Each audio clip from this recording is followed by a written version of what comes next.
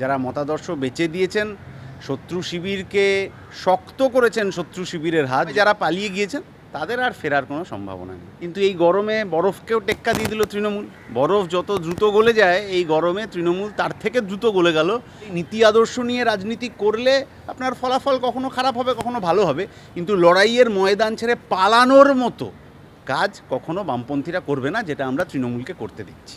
তৃণমূলের এত তো বিধায়ক জিতেছেন, এত সাংসদ আছেন, রাজ্যসভা লোকসভা এইসব মিলে এত কিছু আছেন, তাদের রাস্তায় নামার আগে পা কাঁপছে। যে আজকে যে রেল হকারদের পাশে ওরা এসে দাঁড়াতে পারছেন না, তার কারণ কালকে রেল হকারদের থেকেই তো কত তোলা তুলেছেন, আজকে তো তার দিকে আঙুল উঠবে। বামপন্থার প্রতি মানুষের ভরসাটা ফিরছে। 24-এর থেকে 26-এ কি 21-এর থেকে 24-এর ফলাফল ভালো হয়েছিল, এবারও সেই ফলাফল ভালো হবে।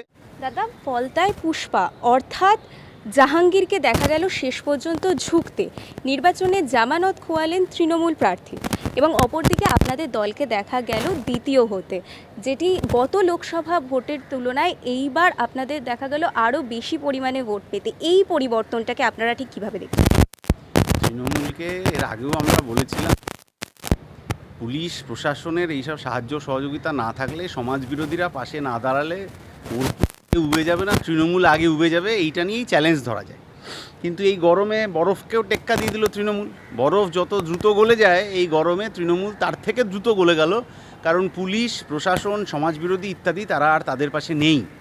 ফলে এত বছরের ক্ষমতায় থাকা এত প্রভাবশালী একটা দল ক্ষমতা হারানোর দিন কুড়ির মধ্যে যে অবস্থায় দাঁড়িয়েছে, তাতেই বোঝা যায় তাদের নীতি আদর্শ বলে কোনো দিন কিছু ছিল না।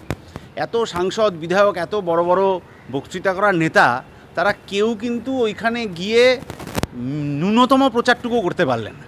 কিন্তু বামপন্থীরা নির্বাচনে 11 সালে হেরেছিল বিধানসভায়, তারপরের 2-3 মাসের মধ্যে বিধানসভা উপনির্বাচন, লোকসভা উপনির্বাচন থেকে আজ পর্যন্ত 26 সালের এই ফলতা নির্বাচন পর্যন্ত বামপন্থীরা বুক চিতিয়ে লড়েছে। ফল ভালো হয়েছে, খারাপ হয়েছে, আরও ভালো হতে পারত, কিন্তু লড়াইয়ের ময়দান বামপন্থীরা ছেড়ে যায়নি, কারণ তার নীতি, কারণ তার আদর্শ। ফলে এই নীতি আদর্শ নিয়ে রাজনীতি করলে আপনার ফলাফল কখনো খারাপ হবে, কখনো ভালো হবে, কিন্তু লড়াইয়ের ময়দান ছেড়ে পালানোর মতো কাজ কখনো বামপন্থীরা করবে না, যেটা আমরা তৃণমূলকে করতে দিচ্ছি। আমরা দেখতে পেলাম জায়মান উত্থান দেখে অনেক বাম নেতারা গিয়ে তৃণমূলে জয়েন করেছিলেন, কিন্তু এই মুহূর্তে তাদের দেখে মনে হচ্ছে তারা অনুতপ্ত। তারা যদি এই মুহূর্তে আবার বামে ফিরে আসতে চায়, আপনারা কি তাদেরকে ফেরত নেবেন? যারা একবার মতাদর্শ বিক্রি করে ফেলেছেন তাদের আর কোনো ফেরার পথ নেই। মতাদর্শ বাজারের আলু পটল না, ওইটা বিক্রি করার আগে ভাবতে হয়। যারা মতাদর্শ বেচে দিয়েছেন, শত্রু শিবিরকে শক্ত করেছেন শত্রু শিবিরের হাত, যখন আসলে তার প্রয়োজন ছিল, সেই সংগঠনে সেই কাজ ছিল, সেই সময় যারা পালিয়ে গিয়েছেন তাদের আর ফেরার কোনো সম্ভাবনা নেই।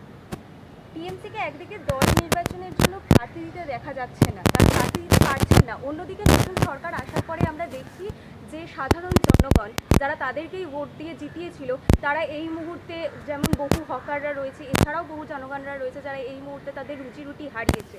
তৃণমূলের যে 80 জন বিধায়ক ছিল যারা জিতেছিল, তারা বিরোধী দলনেতা হিসেবে তারা সাধারণ জনগণের পাশে থাকছেন না, কিন্তু সেক্ষেত্রে আমরা দেখতে পাচ্ছি বামেরা সাধারণ জনগণের পাশে রয়েছে।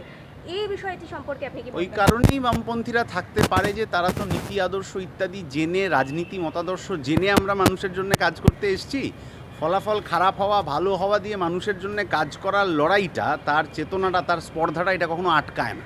তৃণমূলের এত তো বিধায়ক জিতেছেন, এত সাংসদ আছেন, রাজ্যসভা লোকসভা এইসব মিলে এত কিছু আছেন, তাদের রাস্তায় নামার আগে পা কাঁপছে। যেখানে রাস্তায় নামছেন, এখানে মাঝে একটা শিয়ালদায় কোথায় একটা রাস্তায় নেমেছিলেন, দেখলাম 50 লোক হয়নি এই কারণেই, কারণ গোটা দলটা তো কাটমানি সিস্টেমে 75-25-এর ভাগ বাটোয়ারায় চলতো।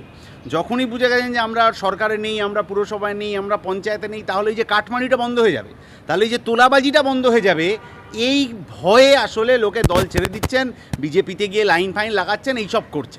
কিন্তু সাধারণ মানুষের জন্য যেখানে কাজ করার প্রয়োজন, তাদের পাশে এসে তারা দাঁড়াতে পারছেন না, কারণ সাধারণ মানুষও তাদের চোর চোর বলেছেন। আজকে যে রেল হকারদের পাশে ওরা এসে দাঁড়াতে পারছেন না, তার কারণ কালকে রেল হকারদের থেকেই তো কত তোলা তুলেছেন, আজকে তো তার দিকে আঙুল উঠবে।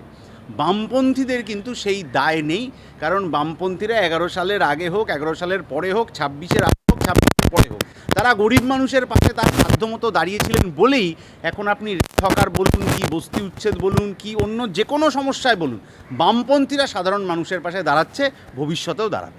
দাদা, উপনির্বাচনে দেখা গেল যে সাধারণ মানুষরা বামপন্থীদের কথা মনে রেখেছে, তাহলে কি পৌরসভা এবং পঞ্চায়েতের ভোটে বামপন্থীরা আরও শক্তিশালী হয়ে ফিরছে? বামপন্থীরা অবশ্যই শক্তিশালী হবে। এটা শুধু এই নির্বাচনের ব্যাপার না, গত কয়েকটা নির্বাচন ধরেই এটা আমরা দেখছিলাম যে বামপন্থার প্রতি মানুষের ভরসাটা ফিরছে। 24-এর থেকে 26-এ কি 21-এর থেকে 24-এর ফলাফল ভালো হয়েছিল, এবারও সেই ফলাফল ভালো হবে। বিজেপির সাথে মতাদর্শের লড়াই, সেটা তো গোটা দেশ জুড়ে, সেখানে তৃণমূলের কোনো অস্তিত্ব নেই। মতাদর্শের লড়াইটা বামপন্থীরা লড়ছে, বামপন্থীরাই লড়বে।